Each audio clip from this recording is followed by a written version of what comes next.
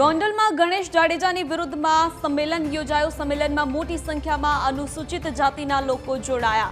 સંમેલન બાદ સરકાર સમક્ષ 4 માંગણીઓ મૂકવામાં આવી। ફરિયાદમાં ગુજસી ટોકની કલમ ઉમેરવાની માંગ કરવામાં આવી છે। કાવતરું ઘડી હુમલો કર્યા હોવાનો કલમ 120B ઉમેરવામાં આવે। સમગ્ર કેસ માટે સ્પેશિયલ પીપી ફાળવવામાં આવે। ફાસ્ટ ટ્રાયલમાં કેસ ચલાવી 6 મહિનામાં નિકાલ કરવામાં આવે। ભોગ બનનારના પિતા રાજુ સોલંકીની જયરાજસિંહને ચેલેન્જ આપવામાં આવી છે। જયરાજસિંહ અને ગણેશ જાડેજા બોડીગાર્ડ વગર બજારમાં નીકળીને બતાવે। બોડીગાર્ડ વગર ગોંડલની બજારમાં એક અઠવાડિયું નીકળે તો સમાધાન કરીશું, તે પ્રકારની ચીમકી ઉચ્ચારવામાં આવી છે।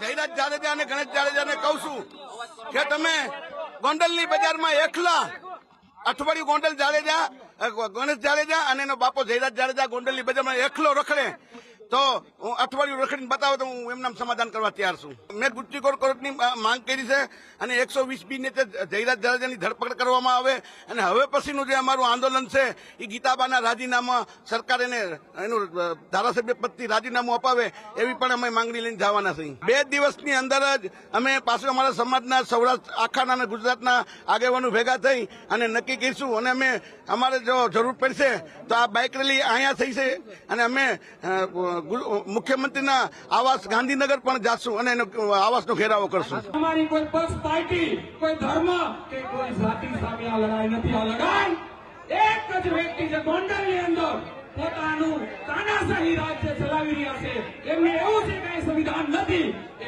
વ્યક્તિ સામે આ દબાણો સામે આ લડાઈ એમની દબાણગીરી બંધ કરવા માટે આ પ્રતિકાર મહાસંમેલનનું આયોજન છે।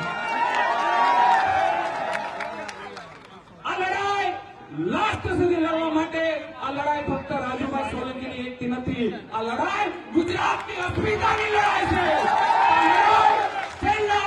છેલ્લે સુધી આ લડાઈ લડવા માટે આ બધા સક્ષમ છો?